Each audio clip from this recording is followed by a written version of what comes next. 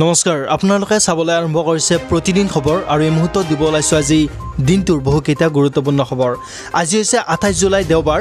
অসমৰ লগতে ভাৰতবৰ্ষৰ বিভিন্ন প্ৰান্তৰ পৰাই খবৰকেইটা যুগুতোৱা হৈছে। সেইবাবে আপুনি ভিডিঅ'টোত এটা লাইক কৰি দিব আৰু প্ৰতিদিনে আমাৰ খবৰসমূহ চাই থাকিবৰ বাবে চেনেলটো ছাবস্ক্ৰাইব কৰি কাষৰ বেল আইকনটো প্ৰেছ কৰি অল অপশ্যন সিলেক্ট কৰি ল'ব। এতিয়া আমি আগবাঢ়িছোঁ আজিৰ বাতৰিৰ মাজলৈ। আৰম্ভণিতে দিব ওলাইছোঁ এটা গুৰুত্বপূৰ্ণ খবৰ। দিল্লীত বিজেপিৰ মুখ্য কাৰ্যালয়ত এক গুৰুত্বপূৰ্ণ বৈঠক। বিজেপি শাসিত ৰাজ্যৰ মুখ্যমন্ত্ৰীসকলৰ সৈতে বৈঠকত মিলিত হৈছে প্ৰধানমন্ত্ৰী নৰেন্দ্ৰ মোদী।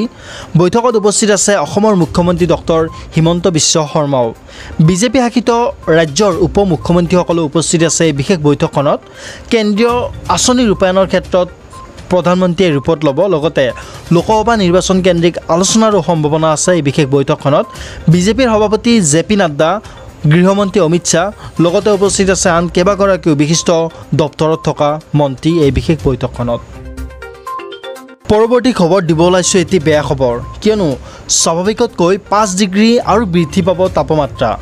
বৰজাস্থিত আঞ্চলিক বতৰ বিজ্ঞান কেন্দ্ৰৰ তৰফৰ পৰা জাৰি কৰা হৈছে বিশেষ সতৰ্কবাণী আৰু গৰমৰ প্ৰকোপত এজনৰ মৃত্যুৰ খবৰ আহি পৰিছে কালিৰ দিনটোত। এটি বিশেষ খবৰ জনাই আছোঁ, কিয়নো উৎকট গৰমক লৈ বতৰ বিজ্ঞান কেন্দ্ৰই জাৰি কৰিছে বিশেষ এলাৰ্ট। গুৱাহাটীস্থিত বৰজাৰ বতৰ বিজ্ঞান কেন্দ্ৰই জাৰি কৰিছে এলাৰ্ট। স্বাভাৱিকতকৈ 5 ডিগ্ৰী চেলছিয়াছ বৃদ্ধি পাব আৰু তাপমাত্ৰা। ৰাজ্যৰ বিভিন্ন প্ৰান্তত ইতিমধ্যে গৰমৰ প্ৰকোপে ধৰিছে সৰ্বসাধাৰণক আৰু আগন্তুক 5 দিন ধৰি উৎকট গৰমে ধৰিব ৰাজ্যবাসীক। এয়া আঞ্চলিক বতৰ বিজ্ঞান কেন্দ্ৰৰ তৰফৰ পৰা সতৰ্কতা জাৰি কৰা হৈছে আৰু উৎকট গৰমে ধৰিছে ৰাজ্যবাসীক। গুৱাহাটীকে ধৰি বিভিন্ন প্ৰান্তত 38 ডিগ্ৰী চেলছিয়াছ গৰম দিছে, তাপমাত্ৰা বাঢ়িছে, কিন্তু অনুভৱ হৈছে 52 ডিগ্ৰী চেলছিয়াছ আৰু যাৰ ফলত এক অবৰ্ণনীয় অৱস্থাৰ সৃষ্টি হৈছে। এলাৰ্ট জাৰি কৰা হৈছে বৰ্তমান অসমৰ বিভিন্নখন জিলাত। আৰু প্ৰচণ্ড গৰমৰ বাবে ৰাজ্যত ইজনৰ পিছত সিজন আক্ৰান্ত হৈছে হিট ষ্ট্ৰ'কত।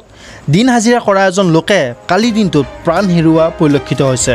ৰঙিয়াত শোকাবহ ঘটনা সংঘটিত হৈছে। ৰঙিয়াত 55 বছৰীয়া যোগেন কলিতা নামৰ এগৰাকী মৃত্যুৰ খবৰ আহি পৰিছে আৰু যোৰহাটতো এগৰাকী মহিলাই প্ৰাণ হেৰুৱাবলগীয়া ঘটনা সংঘটিত হৈছে আৰু 48 ঘণ্টাত 4জনৰ মৃত্যুৰ ইতিমধ্যে খবৰ আহিছে আৰু যাক লৈ এতিয়া সতৰ্কতা জাৰি কৰা হৈছে বতৰ বিজ্ঞান কেন্দ্ৰৰ তৰফৰ পৰা। চিকিৎসকসকলেও পৰামৰ্শ দিছে প্ৰতিগৰাকী লোকক যাতে গৰমৰ পৰা ৰক্ষা পাবৰ বাবে সাৱধান হৈ থাকে।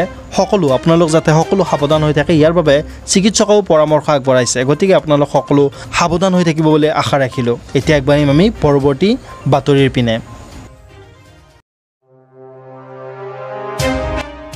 এই মুহূৰ্তত দিব ওলাইছোঁ আন এক গুৰুত্বপূৰ্ণ খবৰ। এইবাৰ 2000ৰো অধিক পৰিয়াললৈ এতিয়া উচ্ছেদৰ জাননী। প্ৰশাসনে সাজু কৰি ৰাখিছে বুলডোজাৰ। পৰিস্থিতিৰ সৈতে মোকাবিলা কৰিবলৈ সাজু আৰক্ষী আৰু অৰ্ধসামৰিক বাহিনী আৰু দেখিবলৈ পোৱা গৈছে এতিয়া জনতাৰ মাজত হাহাকাৰময় পৰিস্থিতি। এই মুহূৰ্তত সেই গুৰুত্বপূৰ্ণ খবৰ জনাই আছোঁ। 2000ৰো অধিক পৰিয়াললৈ এতিয়া উচ্ছেদৰ জাননী।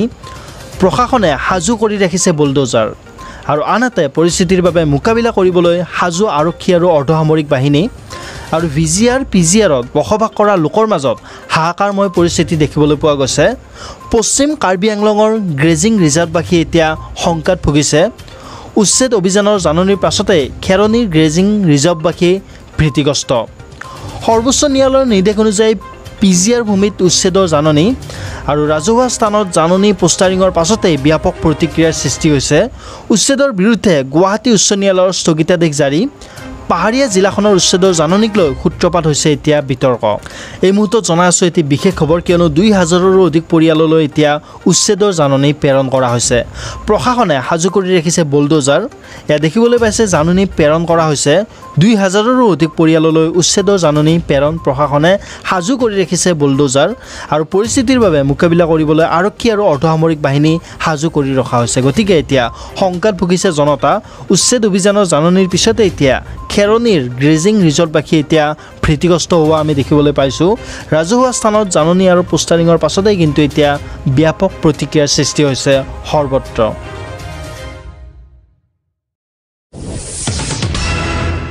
পৰৱৰ্তী অন্য এক গুৰুত্বপূৰ্ণ খবৰ। অসমৰ পঞ্জীয়নভুক্ত বাহন মেঘালয়ত প্ৰৱেশত পুনৰ আহি পৰিছে বাধা। শুকুৰবাৰৰ দিনটোত মেঘালয়ৰ উমতিয়ানগাৰত অসমৰ পৰা পৰ্যটক লৈ যোৱা বাহন আবদ্ধ কৰি ৰখা ঘটনাই দুয়োখন ৰাজ্যত এতিয়া সৃষ্টি কৰিছে চেপা উত্তেজনাৰ। পিছে কোনে কিয় দিছে এই বাধা, চাওক আমাৰ এক সম্পূৰ্ণ খবৰ।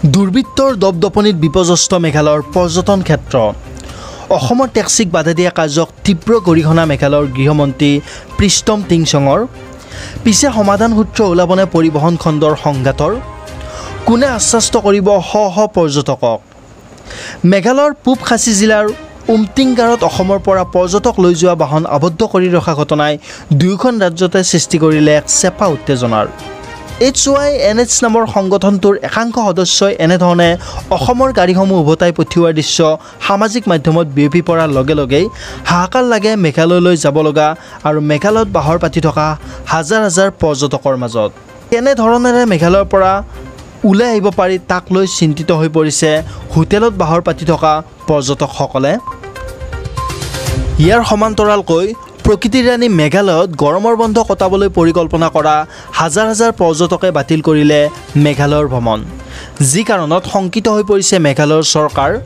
মেঘালয়ৰ গৃহমন্ত্ৰী প্ৰীষ্টম টিংছঙৰ সকিয়নি দুৰ্বৃত্তক পৰ্যটকক দুৰ্ব্যৱহাৰ কোনো কাৰণতে সহ্য কৰা নহ'ব এনেদৰে গাড়ী বাধা দিয়া কোনো দুৰ্বৃত্তক ৰেহাই নিদিবলৈ কঠোৰ নিৰ্দেশ আৰক্ষীক ইফালে অসমৰ গাড়ী চালকৰো হুংকাৰ यूनियन सुन ले बात ठीक से आप लोग की मेघालय में सिर्फ यूनियन है क्या हर टाइम आप लोग लफड़ाबाजी करते हैं हम लोग यहाँ पे कुछ नहीं कर सकते क्या हम लोग सूर्या पहन के बैठा हुआ है क्या দুখন ৰাজ্য চৰকাৰে বিষয়টো সমাধানৰ বাবে চেষ্টা চলাই থকাৰ মাজতে খাচী ছাত্ৰ সন্থা আৰু সদৌ অসম ছাত্ৰ সন্থাই বিষয়টো সন্দৰ্ভত মিলিত হ'ল আলোচনাত ঘটনা নহয় ইয়াৰ আগতেও ইয়াতকৈ ডাঙৰ বিক্ষিপ্ত ঘটনা ঘটিছে যে মেঘালয়লৈ যোৱা মেঘালয়ৰ ৰেজিষ্ট্ৰেশ্যন নথকা বা মেঘালয়ৰ পঞ্জীয়নভুক্ত নথকা গাড়ীক তেখেতসকলে মাজে মাজে প্ৰৱেশত বাধা দিয়ে আৰু মেঘালয়ৰ সেই ঠাইসমূহলৈ গ'লে মেঘালয়ৰ ৰেজিষ্ট্ৰেশ্যন থকা বা পঞ্জীভুক্ত গাড়ীসমূহকে লৈ যাব পাৰিব তেনেকুৱা ধৰণৰ অদ্ভুত যুক্তি দি কিছুমান অখ্যাত সংগঠনে